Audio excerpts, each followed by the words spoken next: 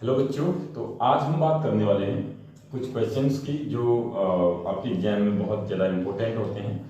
सबसे पहले तो देखो, सीखना है, समझना है, ठीक है। तो सबसे पहले मैं आपको यहाँ पर क्या करने वाला हूँ ना, कुछ जो रिएक्शंस हैं, एक दो रिएक्शंस को मैं यहाँ पर डिस्कस करने वाला हूँ। हेलो एल्किन और हेलो एरिन्स की दोनों की आपकी रिएक्शंस हैं, केमिकल और प्रिपरेशन रिएक्शन, ठीक है।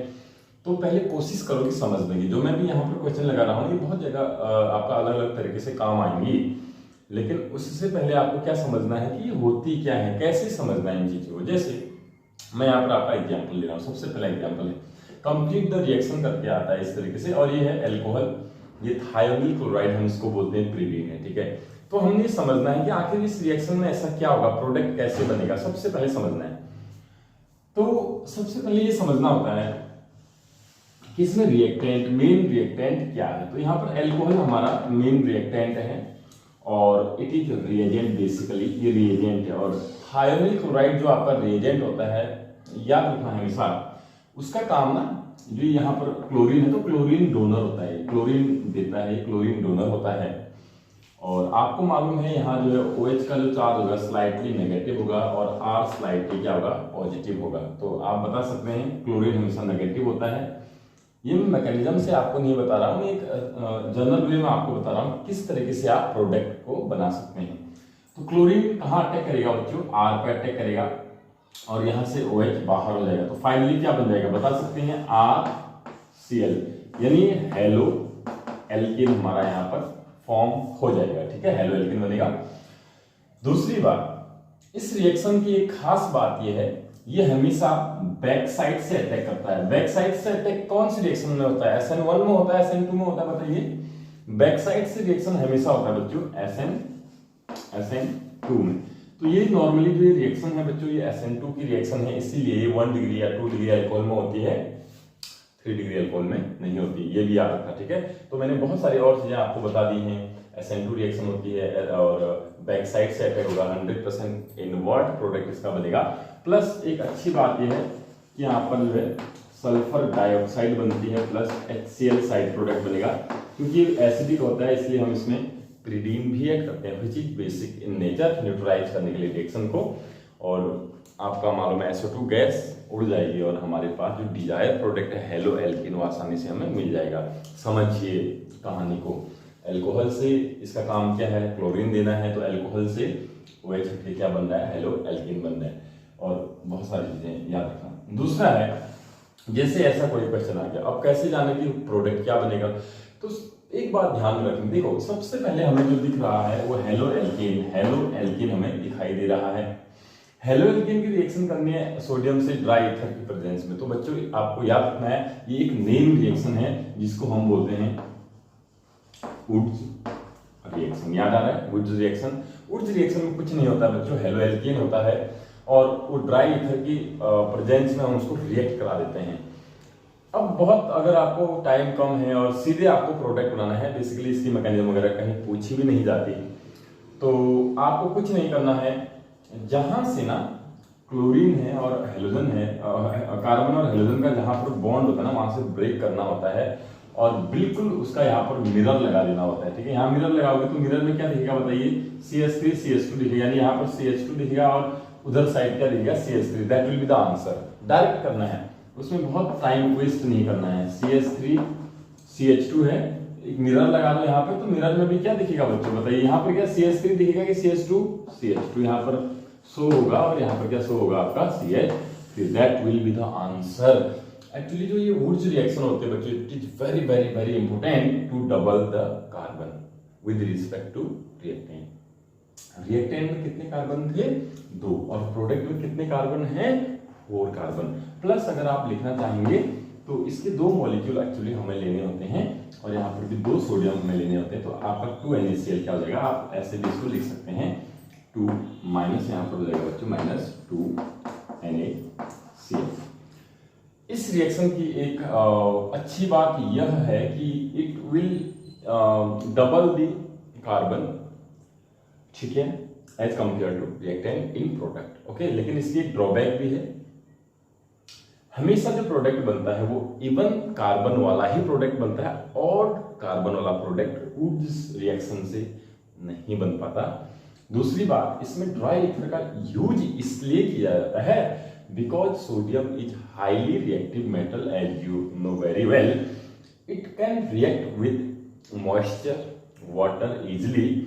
तो उसको जो मॉइस्चर को हटाने के लिए आप ड्राई ईथर का यूज करते हैं, क्योंकि ड्राई ईथर क्या करता है, मॉइस्चर को एब्जॉर्ब करेगा. मॉइस्चर को एब्जॉर्ब करेगा, आप सोडियम लेके आएंगे तो इसके साथ रिएक्शन करेगा, एयर के साथ, या सॉरी मॉइस्चर के साथ रिएक्शन नहीं करेगा.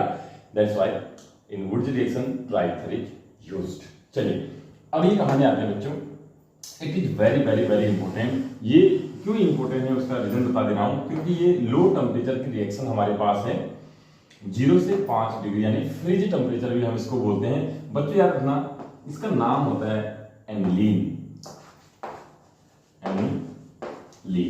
एनिलीन नाम है इसका, इट इज एनिलीन. बेंजीन के ऊपर NH2 को एनिलीन बोलते हैं. Remind always when it react with sodium nitrite and HCl at low temperature it gives benzene. देखो इधर बेंजीन, ठीक है, डाइएजोनियम क्लोराइड. यहाँ क्लोरीन तो क्लोराइड बनेगा, डाइएजोनियम क्लोराइड. देखिए बच्चों, बेंजीन तो समझ में आता है. डाइएजोनियम क्या होता है? डाई मीन्स दो, एजो मीन्स होता है नाइट्रोजन.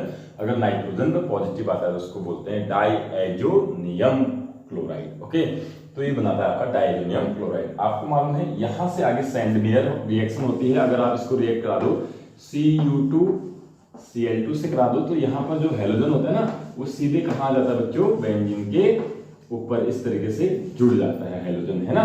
प्लस साथ में क्या निकलती है आपका? नाइट्रोजन गैस आपकी बाहर निकलती है.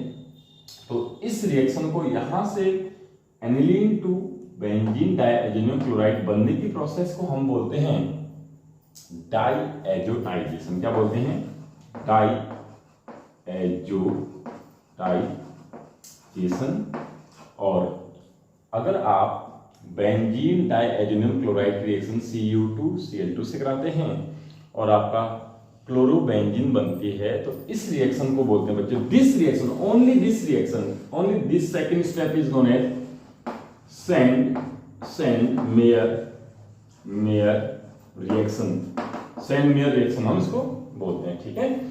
तो अगर आपको एग्जाम में आता है सैंडमेयर रिएक्शन लिखिए तो आप यहां से इसको लिख सकते हैं. लेकिन एक बात बता दूं, because this benzene diazonium chloride is highly unstable, that's why it prepare at the time of Sandmeyer reaction. जिस टाइम सैंडमेयर रिएक्शन आपको करनी है उसी टाइम इसको प्रिपेयर किया जाता है. चलिए, ये डाइएजोटाइजेशन का स्टेप है, इट इज सैंडमेयर. आप एग्जाम में इसको भी लिखेंगे, पूरे नंबर मिलेंगे. अगर आप थोड़ा और अट्रैक्टिव बनाना चाहते हो कंटेंट को तो आपको यहाँ से ले जानी है पूरी रिएक्शन. लास्ट रिएक्शन में आपको ये बताता हूँ बच्चों, यहाँ पर नो रिएक्शन होगी. अगर हमारे पास क्लोरोबेंजीन है और उसको NaOH से रिएक्ट करा देते हैं तो बहुत सारे बच्चे कह रहे होंगे सर क्लोरीन नेगेटिव है और यहाँ पर जो है ये कार्बन स्लाइडली पॉजिटिव होगा और ये यहाँ अटैक करेगा और यहाँ से बाहर जाएगा. बच्चों, it is not possible at normally. Okay, normally ये पॉसिबल है ही नहीं.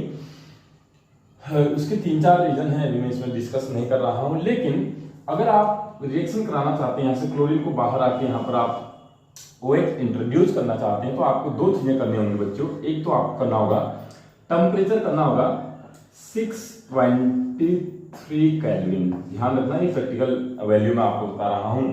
और दूसरा बच्चों इसका प्रेशर रखना होता है 300 atm. एटमॉस्फेरिक प्रेशर कितना होगा? 300 atm प्रेशर होगा. टेम्परेचर 623 केल्विन होगा.